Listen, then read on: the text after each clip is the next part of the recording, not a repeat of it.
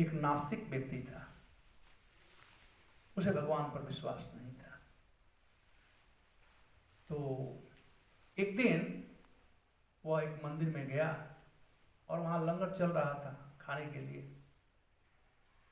वहां पर नियम था कि उसी को भोजन दिया जाएगा जो भगवान का नाम लेगा। पहले भगवान का नाम लो तब पंगत में तुम बैठ सकते हो। तो इससे बोला गया, तो ये कहता है कि मैं तो नास्तिक हूं, मैं भगवान विश्वास नहीं करता, मैं जन्म से आज तक कभी भगवान का नाम नहीं लिया, लेकिन मुझे भूख लगा है, मुझे खाना है। उस सेवक ने कहा कि नहीं, हमारे पास तो बड़ा कड़ा नियम है, आप नहीं खा सकते हो।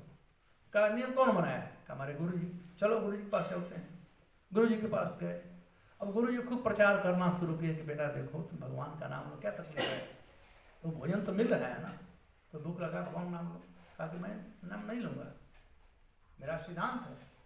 तो कहे तब मैं क्या कर सकता हूँ, मैं ऐसा असहाय हूँ, अब तुम्हारे लिए नियम तो नहीं तोड़ दूंगा, नहीं तो कल दूसरा भी आ जाएंगे। बेचारा चला गया। बेचारा भूखा था, पड़ा हुआ था, रात को नींद भी नहीं आ रही थी भूख से। तो गुरुजी सो रहे थे तो भगवान स्वप्न में आए और भगवान रो रहे थे।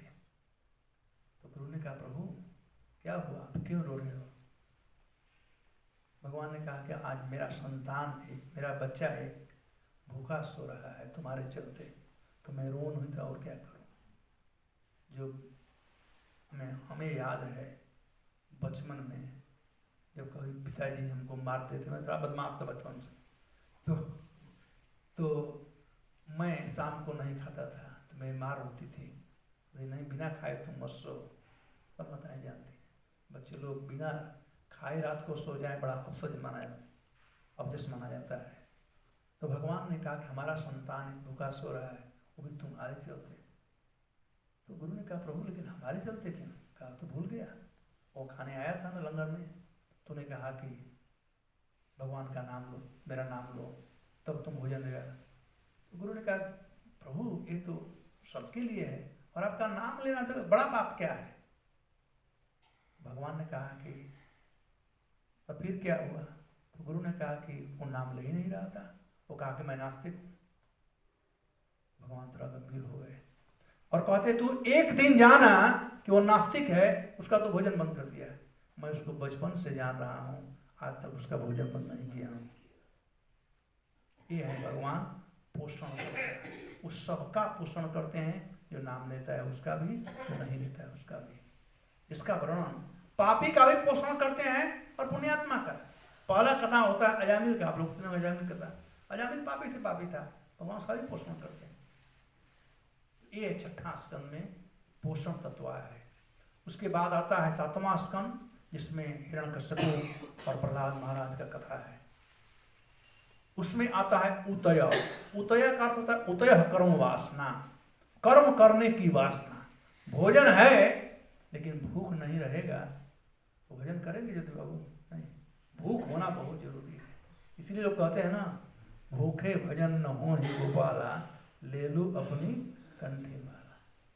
इसका मतलब भोजन का बात नहीं है, यहाँ भजन के भूख का बात है। उल्टा मत समझिएगा आप लोग। भजन का भूख होना चाहिए। किसी को रुपये का भूख है, किसी को स्त्री का भूख है, वैसे ही भजन का भूख होना चाहिए। जब भजन का भूख होगा तब भजन में मन लगेगा, नहीं तो वो भजन से कोई फायदा नहीं। तो भूख बहुत जरूरी है। भूख किसी चीज का भूख, तो कहते हैं उतय कर्म वासना, कर्म करने की वासना जो है वो कहलाता है उति, जिसका वर्णन 7वें स्कंद में किया गया है। भागवत महापुराण में 2 ही स्कंद है जो पूरे स्कंद में एक ही विषय वस्तु का वर्णन किया गया है।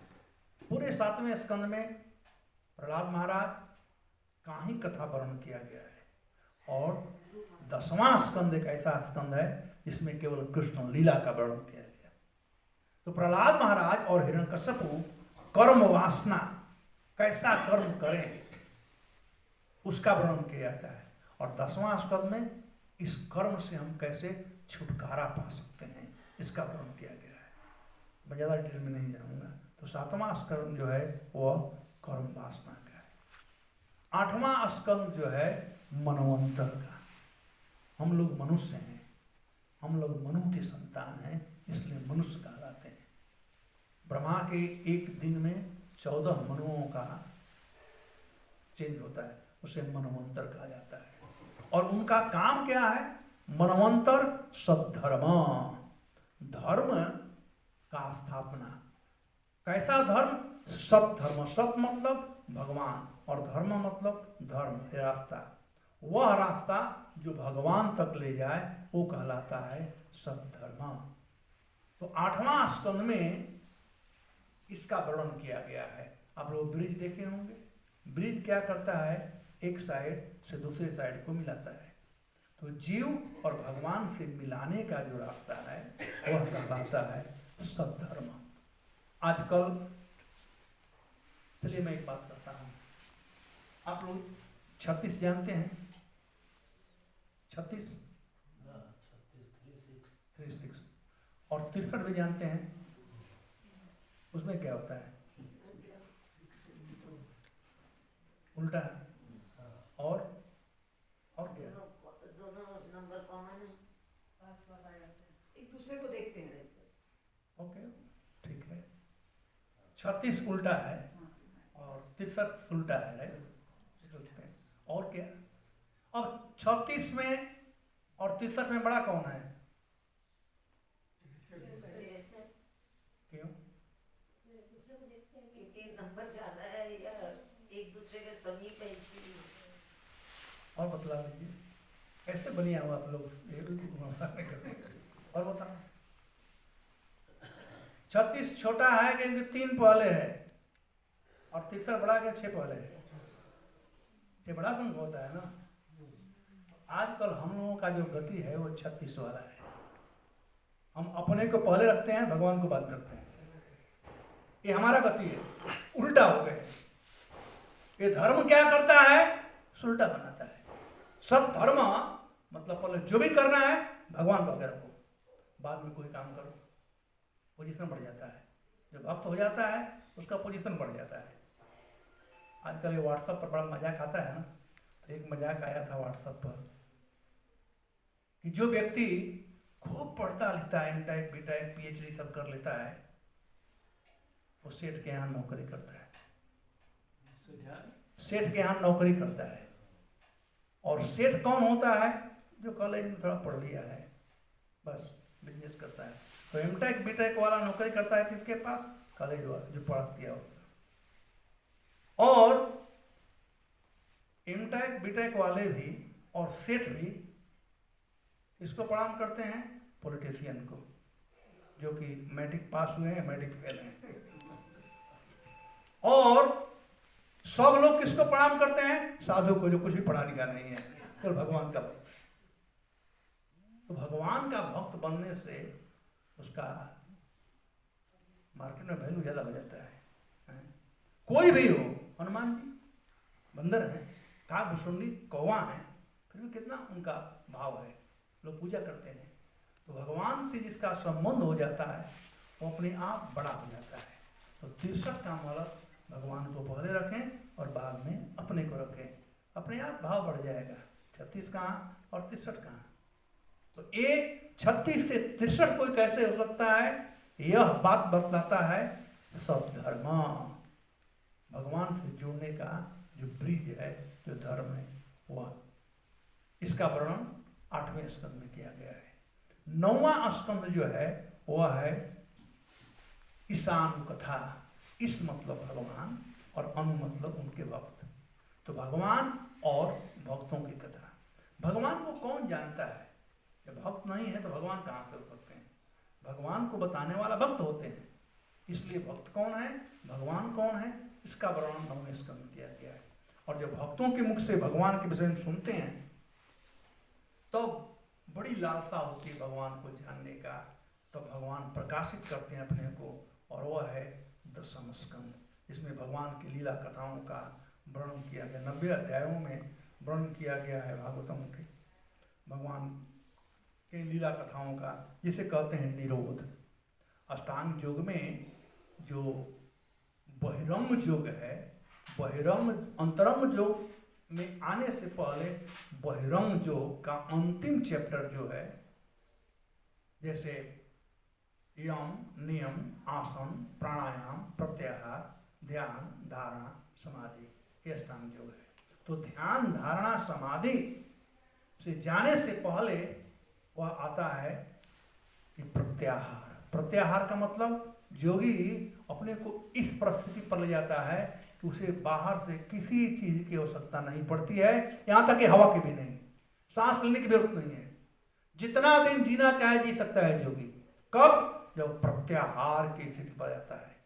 फिर उसके बाद ध्यान, भगवान पर ध्यान कर सकता है। भगवान पर ध्यान तभी हो सकती है जब प्रत्याहार की परिस्थिति पर आ जाए। इसलिए प्रभुपाद जी कृष्ण बुक लिखे और कहे सभी भक्तों को कृष्ण बुक पहले पढ़ना चाहिए, क्योंकि प्रत्याहार स्थिति पर लाया जाता है। तो दसम स्कंद जो है वह है निरोध, और 11वां स्कंद है वो कहलाता है मुक्ति। मुक्ति का अर्थ है हित्वा अन्यथा रूपम स्वरूपेण व्यवस्थिति इति मुक्ति। आज हम लोग अपने को देह मानते हैं और देह से आइडेंटिफाई करते हैं, मैं इंडियन हूँ, अमेरिकन हूँ, मैं स्त्री हूँ, मैं पुरुष हूँ, मैं हिंदू हूँ, मैं मुस्लिम हूँ। ये सब देह का आइडेंटिफिकेशन है। इसको छोड़ना, हित्वा छोड़ दो, अन्यथा रूपम जो अपना रूप नहीं है, ये हमारा रूप नहीं है कि मैं सुरेश पोदार हूँ और मैं ज्योतियों महेश्वरी हूँ। ये तो देह का रूप है। मेरा हाथ, मेरा पैर, ये मेरा है, मैं नहीं हूं। गीता से यही बात समझते हैं। वेद का प्रथम वर्ड जो है अथातो ब्रह्म जिज्ञासा। अथ और इति, संस्कृत में 2 शब्द होता है। अथ मतलब प्रारंभ और इति मतलब समाप्त। तो जीवन में अथ और इति है। अथातो ब्रह्म जिज्ञासा, जन्म से लेकर के मृत्यु पर्यंत हम लोग को यही जानना चाहिए कि मैं हूं कौन, मैं कहां से आया हूं, मुझे कहां जाना है, मैं संसार में तो क्यों भोग रहा हूं। जीवन का यही लक्ष्य है। जन्मलाभ परापुंसा अंत नारायण स्मृति। जब यह रहेगा तो अंत में नारायण का स्मरण हो सकता है। तो जीवन इसलिए जीना चाहिए। तो मुक्ति का अर्थ होता है हित्वा अन्यथा रूपम, जो हम बर्डन अपने सिर पर रखे हैं कि मैं देह हूं, मैं भारतीय हूं, मैं हिंदू हूं, मैं मुस्लिम हूं, ये अन्यथा रूप है। हित्वा छोड़ दो इसको, और स्वरूपेण व्यवस्थिति, अपने स्वरूप में। जीव का स्वरूप है कि जीवर स्वरूप है कृष्ण नित्य दास। ABCD है कि हम लोग कृष्ण के दास हैं। इसमें स्थित हो जाना ही मुक्ति हो जाता है। जिस दिन व्यक्ति समझ जाए कि मैं कृष्ण का दास हूं, उसी दिन उसकी मुक्ति हो जाती है। अब नॉलेज 3 प्रकार का होता है। एक कहलाता है एक्वायर नॉलेज,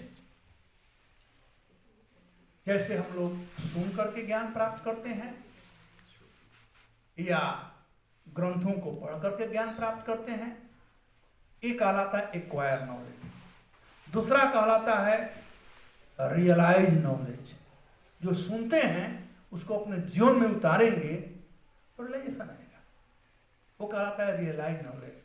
और तीसरा है रिवील्ड नॉलेज। जब हृदय साफ हो जाएगा, अनवांटेड डिजायर क्लियर हो जाएंगे, तो भगवान अपने आप रिवील करेंगे। दिव्यगान हृदय प्रकाशित, हृदय में भगवान प्रकाशित करेंगे ज्ञान। तो हम लोग के पास अभी एक्वायर नॉलेज है और उसको लगाएंगे तब रियलाइज नॉलेज होगा, और रियलाइज नॉलेज के स्टेज पर ही लोग मुक्त कहलाते हैं। अब मुक्ति 2 प्रकार की होती है। एक मुक्ति तो हुई कि देह से अपने को अलग करना कि मैं देह नहीं, तो मैं कौन हूं? कृष्ण का दास हूं। प्रभुपाद जी कहते हैं everyone is servant in this world, somebody serving God and somebody serving dog, but everyone is serving. बिना सेवा के हम सुखी नहीं रह सकते हैं। सेवा करना ही पड़ेगा, समाज का सेवा, पत्नी परिवार का सेवा, अपने देह का सेवा। बिना, क्योंकि हमारा कॉन्स्टिट्यूशनल पोजीशन है, हम सेवक हैं। मुक्ति का अर्थ इन सब का सेवा छोड़ो, जिसके सेवक हो उसका सेवा करो। हित्वान तारूपम स्वरूपेण व्यवस्थिति, अपनी स्वरूप में स्थित हो जाओ, यह है मुक्ति।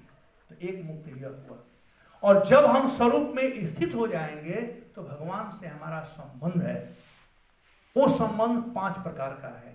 शांत, दास्य, साख्य, वात्सल्य और माधुर्य। 5 रूप में संबंध है। जैसे वृंदावन के जितने गौवे हैं, जमुना जी हैं, वृक्ष इत्यादि हैं, ये शांत रस में है। उसके बाद दास्य, भगवान के सेवक, सखा, सुबाल, श्रीदाम, मनसुखा इत्यादि भगवान को सखा है। सखा के रूप में अर्जुन, सखा के रूप में तो हम लोग सखा भी हो सकते हैं कृष्ण के। वात्सल्य कृष्ण के माता पिता के रूप में, और माधुर्य कृष्ण के प्रियसी, जिससे श्रीमती राधा रानी है, रुक्मिणी, सत्यभामा इत्यादि। माधुर्य में भी 2 प्रकार का है, एक है सबकीय और एक है परकीय। सबकीय मतलब अपना, जैसे रुक्मिणी सत्यभामा जी से विवाह हुआ था, और परकीय मतलब राधा रानी इत्यादि ब्रज की अन्य गोपियां। तो ये है मुक्ति, जिसका वर्णन 11वें स्कंद में किया गया है। और जब सब हो जाता है तो अंतिम आता है, वह है आश्रय। कृष्ण सबके आश्रय हैं, हम सब लोगों के आश्रय कृष्ण हैं, डायरेक्टली और इनडायरेक्टली। तो इन 10 विषय वस्तुओं का वर्णन इस भागवत महापुराण में किया गया है। अब चलिए, मैं क्या सोच रहा था बात करने के लिए, 15 मिनट और समय है। ये जो श्लोक है, ये 3रा स्कंद से, 3रा स्कंद को मैंने बताया था क्या है, बताएंगे आप लोग? मैं शुरू में बताया था क्या है, सर्ग। सर्ग का बात था ना, सर्ग का बात था कि 3रा स्कंद सर्ग है, जिसमें भगवान के द्वारा किया हुआ सृष्टि है, और उसमें विभिन्न प्रकार के कथानक के द्वारा बात समझाया गया है। तो उसी प्रकार से ये जो अध्याय है, 25वां अध्याय, इस अध्याय में भक्ति योग की महिमा है। भक्ति क्या वस्तु है, भक्ति योग की महिमा। भज सेवया इति भक्ति। भक्ति का अर्थ होता है भज। ये भज धातु से भक्ति प्रारंभ होता है, और भक्ति का मतलब सेवया, सेवा करना। सेवा से प्रेम उत्पन्न होता है। भक्ति का लक्ष्य है प्रेम प्राप्त करना, और प्रेम प्राप्त होता है सेवा के द्वारा। जैसे पहले जमाने में लड़का और लड़की नहीं जानते थे, बाप माँ ने शादी कर दिया, लड़की घर पर आई, अपने पति का सेवा करने लगी। एक दिन ऐसा आता था कि पति के देहांत के बाद वो विरह वेदना के साथ में वो जी नहीं पाती थी। तो उस सेवा से प्रेम उत्पन्न होता है। तो भक्ति जो है, भक्ति का मतलब है भज सेवया इति भक्ति, सेवा करना भगवान का, जिससे प्रेम उत्पन्न हो। अब भक्ति 2 प्रकार से होती है। एक प्रकार यह है कि भगवान हमको पकड़ ले, और दूसरा प्रकार है कि हम भगवान को पकड़ें। अब बताओ ज्योति बाबू, ये दोनों में से कौन आप स्वीकार करोगे? एक है कि भगवान हमको पकड़ ले, और दूसरा है कि हम भगवान को पकड़े। तो भगवान हमको पकड़े, भगवान हमको पकड़े, उसके लिए भक्ति करनी पड़ेगा कि भगवान हमको पकड़े। आप लोग और कोई? हमको तो यही कि हम भगवान को पकड़े, जितनी शक्ति दे सकते तो कोशिश करें। अब बताइए, आप इन्होंने निर्णय कीजिए,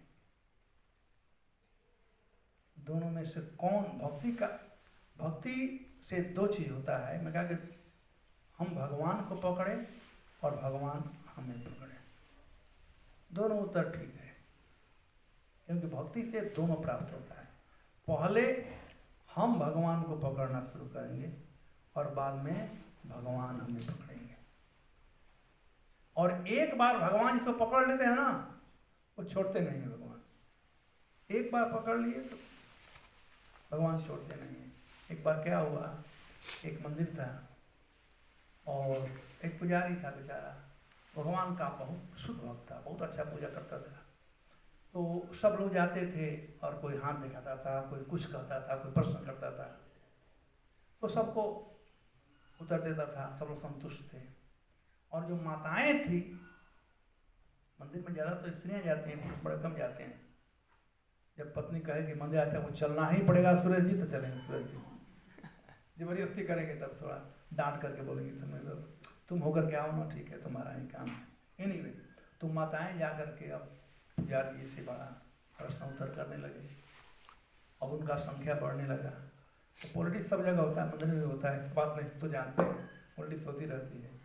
तो अन्य जितने शिष्य थे सब गुरु जी के पास गए और उस पर कलंक लगाए कि गुरुदेव इसका कुछ गड़बड़ संबंध स्त्रियों से, सब स्त्रियां उसके पास आती है और एक तरह से आश्रम में स्ट्राइक जैसा हो गया उसके अगेंस्ट। तो गुरु जी उसको बुलाए और गुरु जी ने कहा ऐसा बात है। तो कहा गुरुदेव आप तो सब जानते हो, आपसे क्या बताना है। तो कहते पिता मैं सब जानता हूँ, लेकिन समाज का जो कुछ नियम कानून है, लोकाचार है, उसको देखते हुए मुझे तुमको इस सेवा से वंचित करना पड़ेगा। तो गुरु जी ने उसको उस सेवा से निकाल दिया। अब दूसरा पुजारी रखा।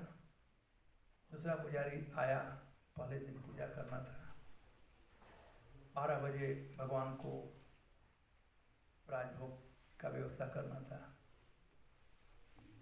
तो ये पुजारी क्या बोल, भोग का टाइम हो गया तो हाँ लगाइए ना, जाओ जितना नहीं, लड्डू गोपाल जी को मंदिर में विराजमान करना। हाँ ले जाइए, कोई बात नहीं, आप बैठिए, सुन लीजिए थोड़ा। तो क्या हुआ कि ये पुजारी को निकाल दिए थे और पुजारी बेचारा जा रहा था, जब देखा 12 बज गया था। अब इतना साल से भगवान का पूजा किया था, राजभोग लगाया था, तो रास्ते में गरम गरम जलेबी बन रही थी।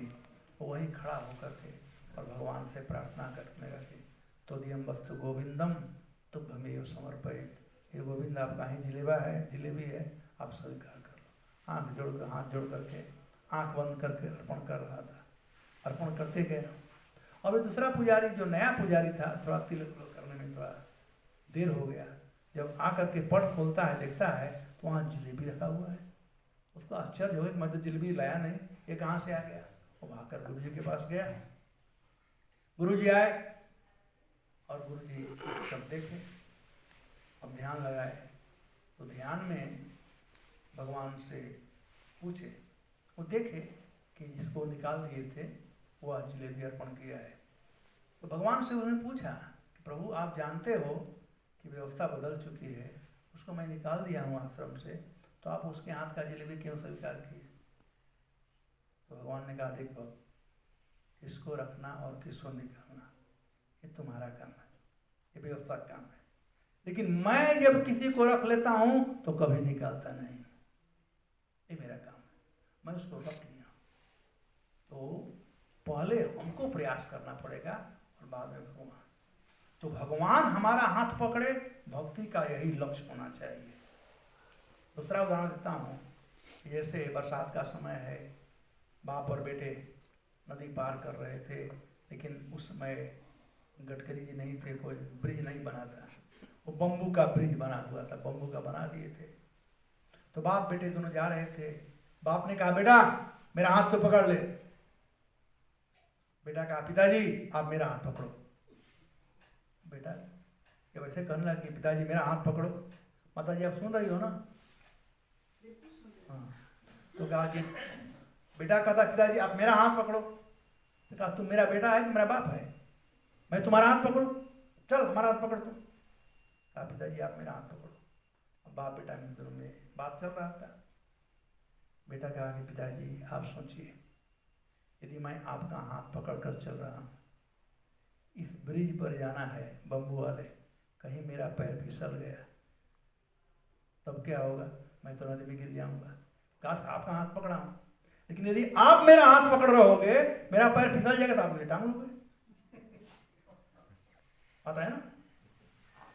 तो हम लोग जो ही कार्य करते हैं यही करना चाहिए कि भगवान हमको स्वीकार कर ले, भगवान हमको पकड़ ले, बस शुरू में जरूर है कि हम भगवान को पकड़ने का प्रयास करते हैं, नाम जप करते हैं, हरे कृष्णा कृष्ण कृष्ण हरे हरे, हरे राम राम राम हरे हरे, भगवान को भोग लगाते हैं। एक होता है इमोशन और एक होता है डिवोशन। भगवान को मैं पकड़ रहा हूं, यह है इमोशन, छूट सकता है, लेकिन भगवान हमको पकड़ ले, यह केवल होता है डिवोशन से। तो यही है भक्ति की महिमा। भक्ति की असली महिमा है कि भगवान हमको पकड़ ले। और कैसे भगवान पकड़ते हैं, तो एक श्लोक यहाँ पर भगवान कपिल देव अपने माता देवहूति से बतला रहे थे। कहते हैं, एतावनेव लोकेस्मिन् पुंसा निःशेषोदय तीव्रेण भक्ति योगेन मनोमय अर्पित स्थिरम। कहते हैं, अतः जिस व्यक्ति के मन भगवान में स्थिर हैं, वे भक्ति का तीव्र अभ्यास करते हैं। जीवन की अंतिम सिद्धि प्राप्त करने का एकमात्र साधन यही है। तीव्रेण भक्ति योगेन, भगवान कब पकड़ेंगे? तीव्रेण भक्ति योगेन, तीव्र भक्ति से। प्रभुपाद जी कह रहे हैं यहाँ पर प्रयुक्त मनोमय अर्पितम शब्द महत्वपूर्ण है, जिसका अर्थ है मुझ में लगे हुए मन। हम लोगों का मन भगवान में नहीं लगा हुआ है। भगवान कहते हैं मन मना भव, अपना मन मुझ में लगाओ, लेकिन गोपियों का मन भगवान में लगा हुआ है। भगवान कहते हैं मन मनस्का। ये गोपियां कैसी है? जब उद्धव जी को भगवान भेज रहे थे, कभी समय मिलेगा तो उद्धव संदेश पर हम वार्ता करेंगे। 7 दिन तक की कथा है, भागवत सप्ताह का वो है। जब भगवान उद्धव जी को भेज रहे थे गोपियों के पास, तो मानो उद्धव पूछे कि भगवान आप